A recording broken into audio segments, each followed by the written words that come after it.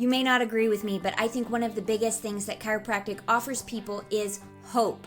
Today, I have a story of hope with Nicole Pukala. If you have been listening, she told her story a few months ago, and I wanted to have it again because I think it's such a powerful story that I wanted it in a format that you would be easily able to share with those in your life who need to know that hope and a full life is possible, even and especially after back surgery. I'm Jenna Quentin, founder of Adjust Your Media and host of What Chiropractic Doesn't Cure, Stories of an Ache podcast, and I look forward to sharing this episode with you. I'm so happy to speak with the lovely Nicole and have her share her story. Thank you for being willing to tell everybody a little bit about your journey. Well, I'm very happy to be here. It's always a beautiful opportunity to maybe share a little bit of information and knowledge that can help somebody else. So I'm very happy to be talking to you. Yeah. So the first thing I want to ask is tell us what your life was like before chiropractic care. So when I was 13, I was diagnosed with scoliosis, and for a year and a half I had a corset. And then at the age of 15, I had an operation, and Harrington's rods were put into my spine. And so for 5 years, so from 15 to 20, that was okay. I was doing well, I was living my life. But then at the age of 20, when I started my studies, is really when the pain journey began. And I don't want to focus on that for too long today, but to say that this is really a period of my life that I really don't wish on anybody. So to anybody out there who has had Harrington rods put into their spine, I feel you, and I know what you're going through. And maybe to cut a long story short, it's not the end of the world. There's something that can be done. So yes. So from that point, as you were doing your studies and really in pain, what is your life like now? Give us a little snapshot of what your life is like now. Well, I'm working out 4 times a week. I'm going for walks every day. I'm waking up in the morning without any pain. I can live a normal life and do all of the things that life has to offer, and doing it all pain-free. So that's really important. Wonderful. Okay, so tell us a little bit how you found chiropractic and what did that do for you at that moment of your life? Yeah. So that was actually a real coincidence. But are there coincidences? Who knows?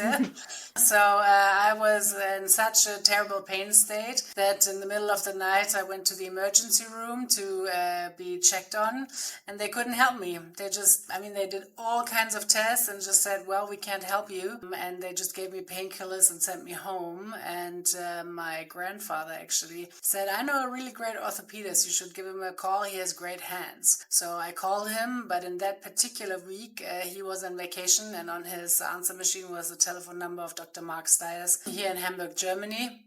And, I walked in there and since 20 years haven't walked out, yeah. Yes. So I'm still at it, and thank God for that, yeah. Yeah. So I think we've gotten into a culture of getting a fix quickly and then being able to move on. So it's interesting that you say that you've been there for 20 years. What would you say to somebody who's like, okay, well, I need relief now, but then why would I keep going? That's a deep question, and that's a really interesting question as well. So first of all, with Harrington rods that had been in my spine for 10 years, there is no quick fix. I mean, life is a process, and a healing process with those dimensions takes time. So there was, of course, an immediate relief because Dr. Stiers adjusted me and the most, let's say, painful pressure points or whatever was going on in my body. There was immediately relief in the sense of that I immediately felt less pain. However, it was a whole journey of healing.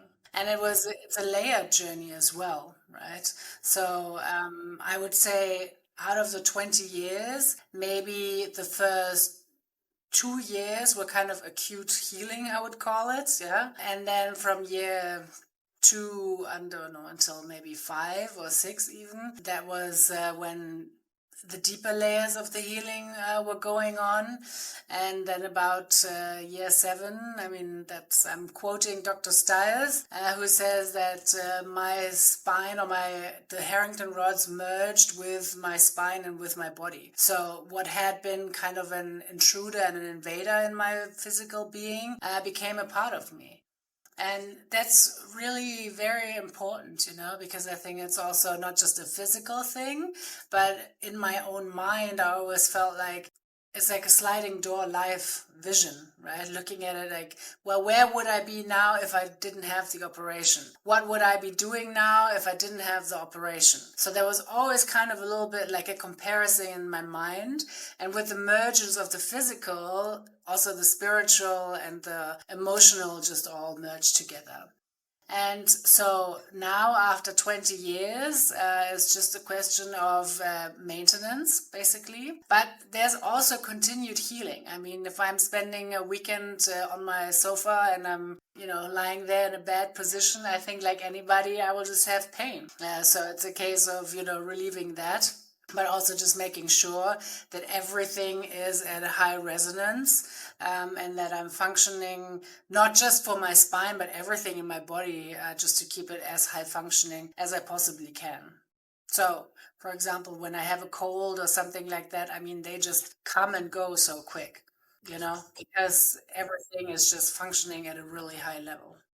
Yeah, you said a couple of really good phrases that I would love for people to remember. Like you said, acute healing. Yes. We sometimes think about an acute issue, an acute problem, acute pain, but we don't think about the push and pull of that then you can have acute healing. I love that thought. And then, yes, having a layer to healing to go through. And can we force that on anybody? No. Can we force that even on ourselves to be like, okay, I'm really done at this level? I think about even like video games, where we tend to think in this really chronological way. I do these steps and I pass this level and then I go on. And life is a lot more complicated than that. I love that you said life is a process. For sure. And maybe to expand on what I mean with acute healing. So thank you very much for also picking up on that. Literally every day, something changed in my body for 2 years. Every single day. And also, I think after about 1 year, sometimes when you have a scar on your body, and then when it starts to heal, it starts to tingle, right? So actually, my spine started to tingle from the inside, and that's nothing you can scratch. you know so, but it was just tingling, like it's a wound that's healing. And so, yeah, just so that's maybe just a little expansion on what I mean with acute healing. Yes. Well, then I would also like to ask finally, what do you wish that people who have had back surgery knew? Well, first of all, if you are before an operation, don't do it. Do whatever you can not to interfere with the beautiful creation that we are, and try everything you can. Well, in my case, of course, I will recommend chiropractic care. And if you are somebody who's already had that operation done, don't give up on yourself. There is real hope, and there's actual things that will also physically change you. So for example, on my rib cage, I had a real big bump coming out, and through all of the adjustments, so again, this is not something that goes away after a week or two, right? But after years and years and years of adjustment, I mean, that just kind of went back to where it's supposed to be. So just allow your body and your mind to really go through this, and also to understand that once your physical being is healed, you then begin to go to other layers. So your emotional well-being, your friendships, your relationships, your work life. So, because you are the basis and the base resonance for all of that in your life. So I really wish anybody who's listening to this, go and see a chiropractor, because, there's a hope and there's a chance for life and a chance for joy, most importantly, I love that. A chance for joy. Well, thank you for sharing.